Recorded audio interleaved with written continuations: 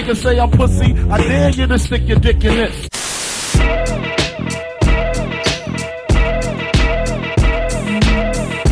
Christopher Wallace, otherwise known as Biggie Smalls or the Notorious B.I.G., is without a doubt one of the most iconic rappers to have ever lived, and I'm pretty sure no one can deny that. The dude was insanely talented, and it sucks that he died at such a young age with such a small discography. He only made 2 albums in his lifetime, and the second one, Life After Death, didn't come out until 2 weeks after his death. Who knows what else he would have put out had he have lived, but alas, we will unfortunately never know. With that being said, Born Again. Born Again is his posthumous 3rd album released in December 1999, nearly 3 years after his death.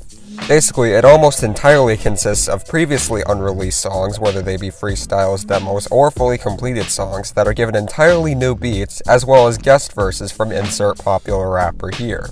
So what do I think of it? It's not very good, to be honest. Don't get me wrong, it's not terrible. There is some stuff I like about it, but there's so much wrong with it that very easily could have been avoided. Technically, there's only 3 major problems I have with this album, but all 3 of those problems are done so frequently throughout the album and are so frustrating that it just kind of ruins the entire thing. What are those 3 problems? Well, let's start with the smallest problem, the production.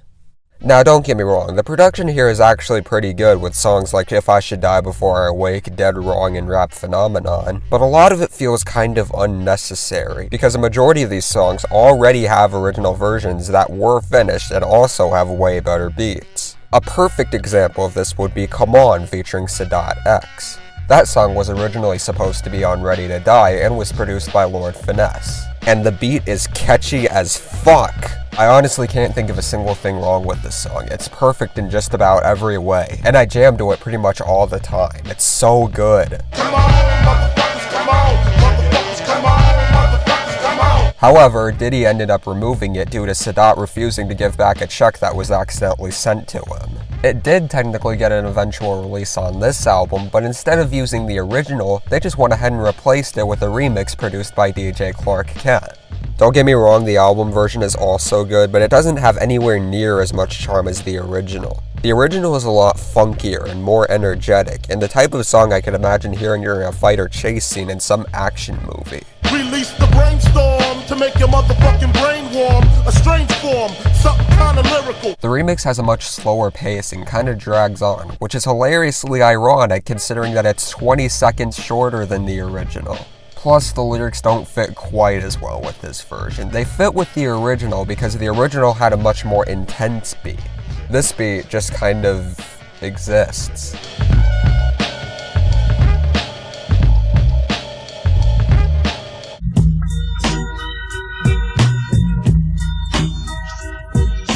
Also, don't think I wasn't able to hear you self-inserting into the hook, Diddy. I have ears, I know that's your voice, you can't fool me. Come on, motherfuckers, come on. Come on, motherfuckers, come on. It just seems so unnecessary for them to have changed it when they literally could have just used the original, and I'm pretty sure no one would have noticed or cared.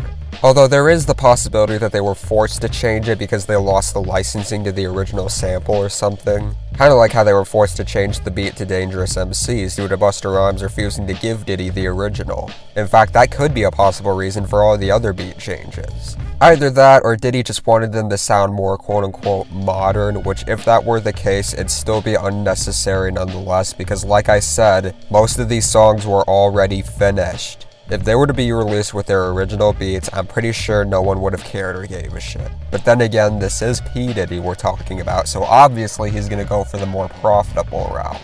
Now, like I said, this is the smallest problem I have with this album, because there is the possibility that they were forced to change the beats, which doesn't change my opinion on the new beats, but it would at least make sense as to why they did it. That is, if that was the reason they did it. However, the production on this album is nowhere near as infuriating as the endless features. Yeah, I really mean it when I say endless. Do you want to know how many individual artists appear on this album? Go ahead, take a guess. Okay, screw it. There are in total 29 people that appear on this album, and they take up every single song with the exceptions of, I kid you not, 2.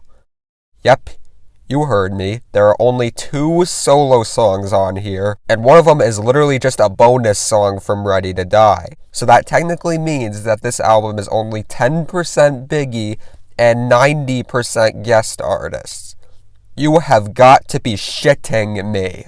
Now don't get me wrong, I have nothing against feature-filled albums. In fact, I absolutely love Life After Death, and that album is filled with guest people. But what differentiates that album from this one is that 1, Biggie was alive during the making of it and was actually able to choose who he wanted, and 2, the features on that album only take up about half of it. Not the entire fucking album with the exceptions of 2 goddamn songs. And well, yeah, half the album is still a lot, but at least he still has enough solo stuff on there to even it out. What makes it even more infuriating and even more pointless is the fact that some of the original songs on here were solo and didn't even have any features. For example, the opening and title track Notorious B.I.G. or Notorious. The original song Road to Riches, or the other title which I can't say out loud, was a freestyle he did in 1995 over some death row beats, and the song's 3rd verse was used in this version.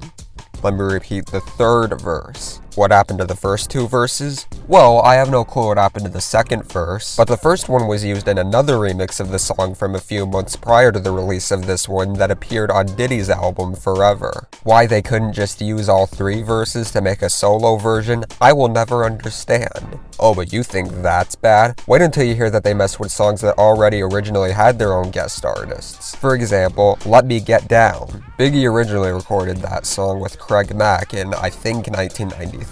The version they put out, however, completely cut out Craig's verse and replaced it with 2 extra verses by Missy Elliott and G. Depp, with him only being heard on the hook. Are you fucking kidding me? Now, no disrespect to Missy or Depp. Missy's verse is pretty good, and Depp's verse is just alright, I guess. But was it really that necessary to cut Craig's verse out? And well, yeah, he isn't completely cut out and still appears on the hook. Cutting his verse was just so goddamn pointless. I mean, apparently Biggie and Craig hated each other in real life, so I guess that kind of explains why they might have done it. I'm not sure. But regardless, the way the album was handled has actually kind of convinced me that the people at Bad Boy have never heard of the term work smarter, not harder. Okay, so ignoring all of what I just said, how good are the features themselves? They're actually not that bad, honestly. One of the biggest criticisms I've seen of this album is how unfitting the collab choices are, because of the fact that Biggie never worked with, nor did he even know some of the people featured here. And while yeah, that is true to some extent, the features themselves actually don't really bother me all that much. I don't know, it might just be personal bias, or the fact that I really like most of the people that appear here, like Eminem, Busta Rhymes, Snoop Dogg, Missy Elliott, Ice Cube, and Nas to name a few. Plus, since most of these people never actually worked with him, at least to my knowledge, it's kinda cool to see them actually on songs together, even if not all of them are perfect. Yeah, not all of them are particularly that good. Dangerous MCs is fine, but the beat they used has nothing on the original beat produced by Jay Dilla. Hope You Sleep isn't inherently bad, but the fact that they used Biggie's original second verse from Dead Wrong is just weird to me. They could have just used the other second verse that appeared on the album version, but whatever, it's fine, I guess. Notorious is just a much shittier version of Mo Money, Mo Problems. I mean, the beat's alright, and Lil Kim's verse is fine, I guess, but Diddy's verse fucking sucks. He doesn't sound like he gives a single shit, and I can't even understand what he's saying most of the time. The bitches, you see them rims spinning grin, that shit with the beat trimmed and wing. It's like you're speaking some other language. The other title track, Biggie, also isn't really that good. I mean, the beat's really good, but I'm not really a huge fan of anyone here aside from Lil Kim. I don't know, I'm just not really a huge fan of Junior Mafia. Also, why does Biggie himself only appear on the hook? Representing Bucktown, Mac 11's cock back, niggas better duck down. I get that the song's meant to be a tribute to him, but like, why even include it on the album if he's barely in it? It just makes no sense. And wait a second, where have I heard these vocals before? Junior Mafia representing Bucktown, Mac 11 cock back, niggas better duck down. Well, I guess that brings me into my biggest beef with this album, the reuse of already released vocals. Probably should think of a shorter title for that one, but yeah. Yeah, of all the things this album does, this is the one that enrages me the most. Actually, it's kind of ironic how it's the thing that's done the least. Basically, of all 16 songs on this album, not counting the intro or outro, a total of 5 of them reuse Biggie verses from songs that have already been released. For example, I Really Want to Show You is just a remix of Everyday Struggle, Tonight is Long Kiss Goodnight, Rap Phenomenon is just Keep Your Hands High by Tracy Lee, Big Booty Hose is just Busted Nut by Luke, and his hook on Biggie is just recycled from DJ Eddie F's Let's Get It On. I know it's only 5 songs, but the fact that this was even done in the first place is just downright insulting, and it really proves to me that Bad Boy really only cares more about profiting off of Biggie than they do about artistic integrity.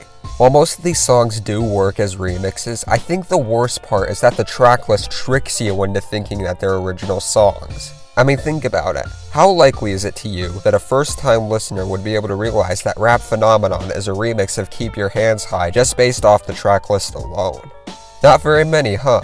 In conclusion, Born Again is an incredibly flawed, dated, and lazy cash grab of an album that only exists to profit off the legacy of a dead man. There may be some hardcore Biggie fans that actually do like this album, and if they do, good for them. I personally do not recommend it at all, and I don't particularly plan to check it out ever again. Thankfully, Bad Boy stopped milking Biggie's legacy after the release of this album, right? Right? Wait, what? Motherfucker!